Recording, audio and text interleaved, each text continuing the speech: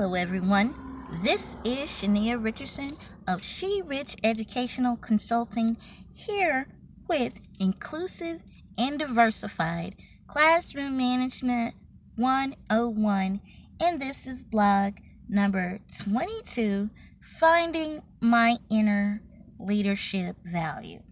Today's blog is a continuation of blog number 21, What's Wrong with the Stew?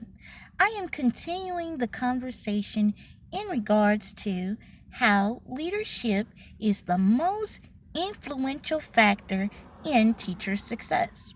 Last week and the week prior, I talked about having an eye for teacher talent to support the efforts of teacher retention and recruitment.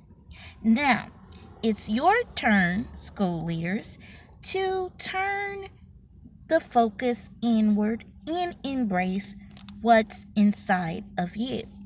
The first question you should ask is, how did I get here? Calculate all the costs associated with your journey. Think about your teaching days, internships, the praxis exam, relocation if you had to move, the time that was spent away from your family, the money that was spent, stress levels, and all the things that brought you to where you are today. The second question is, am I happy here? Now, don't roll your eyes at me. It's a legit question. I'm not talking about enjoying the income or enjoying the position title. Are you happy in your current work position? Do you feel a sense of purpose before you go to work every morning, or do you dread the day?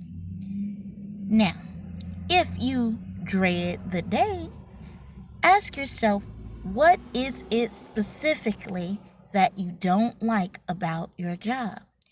If your list reflects more negatives than it does positives, then maybe it's time to configure an exit strategy.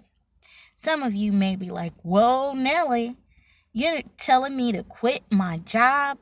I have a family to take care of. Well, no, I am not saying quit your job. I'm saying it's time to upgrade. It's time to elevate your position to the next level. There is a season for everything, and this may be your season to mentor other leaders. You may choose to work with your school district or go independent. Be transparent with your supervisor. Articulate that you've outgrown your responsibilities as a curriculum coach or principal or whatever title you hold.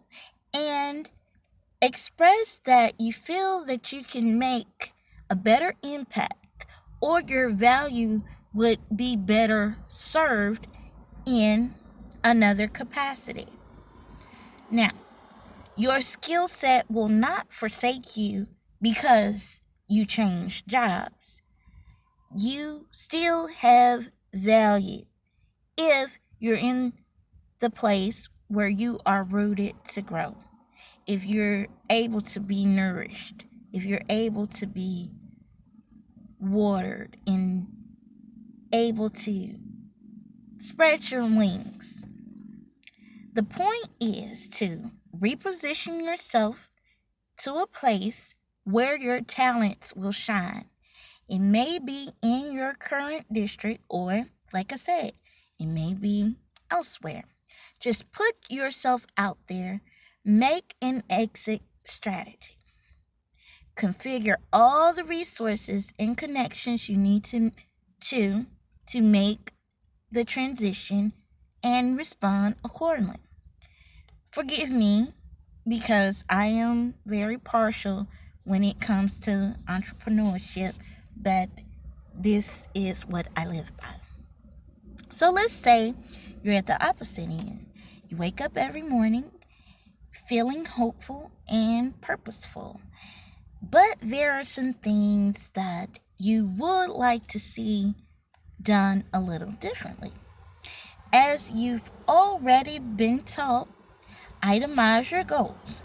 Now, of course, every goal will not be obtained in the projected time frame, but start where you have the greatest urgency.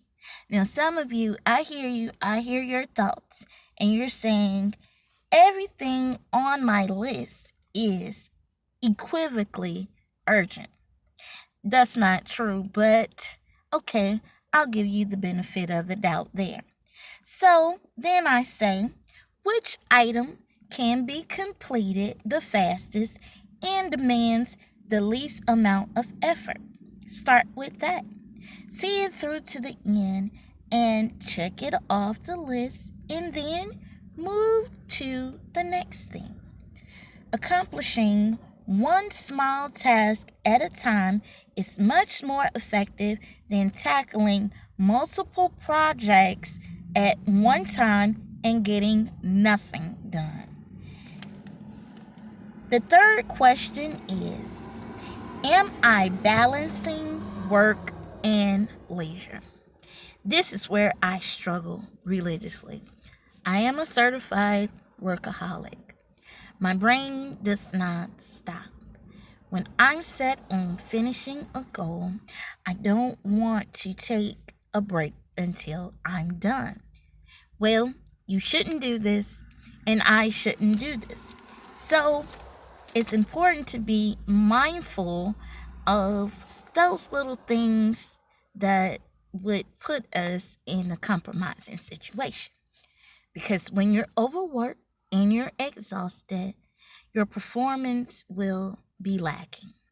And yes, sometimes you may have to burn the midnight oil to meet a deadline. I said sometimes, okay?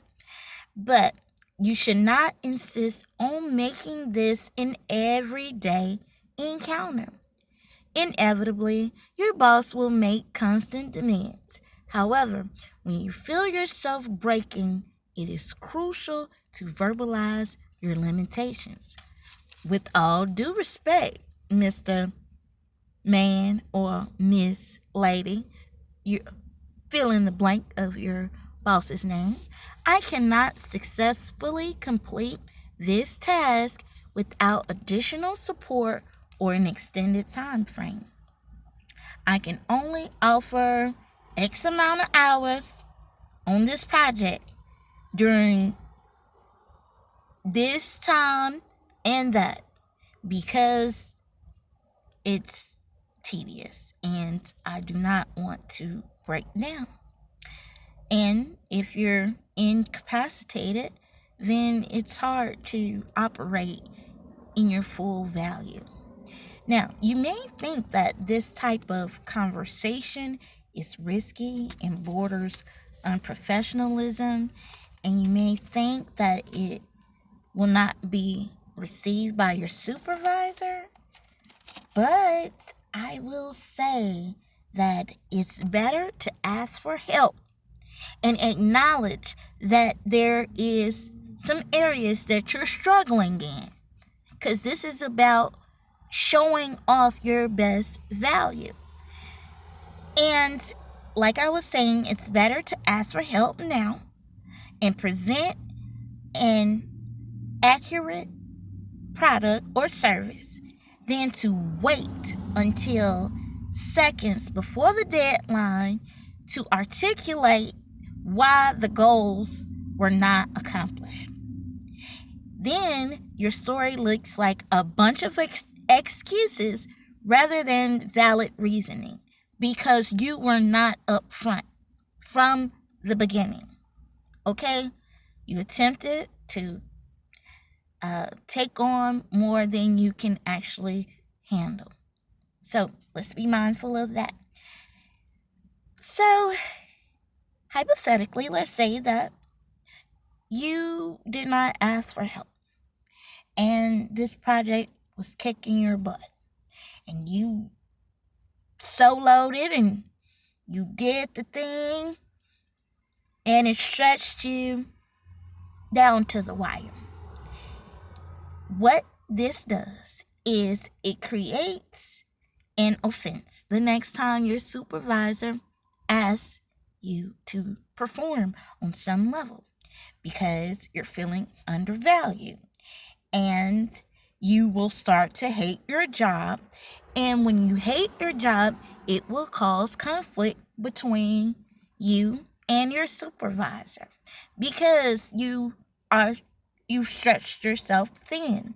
However, it is your responsibility to articulate what you need to successfully complete a project and know your limitations. Knowing your limitations, articulating your limitations is your responsibility.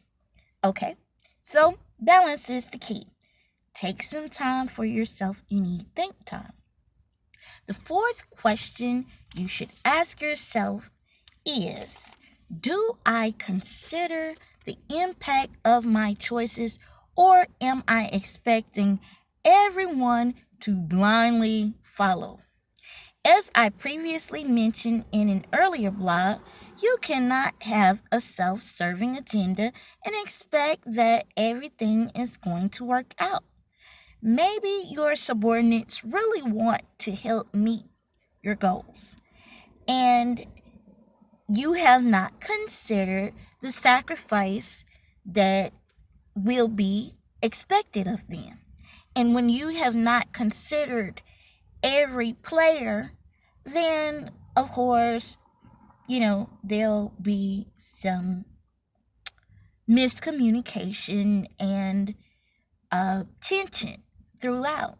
So be open to the feedback. Listen to your subordinates. Now, my teaching philosophy with my students was show me how to teach you. And as a leader, you say, show me how to lead you. As cliche as it sounds, there is literally no I in team. We all win together, or we all lose together. Now, the fifth and final question you should ask is, how do I add flavor to my job? When every day you are systematic and mundane in the tasks that you have to complete and they're repetitive, the amount of effort that you apply will diminish day by day. And if you, as a leader, your morale is decreasing, guess what's going to happen? The morale of your subordinates will deplete as well. That's just how it works. So you should always take the approach to keep it fresh and new. Create ideas that are fun and get the task done.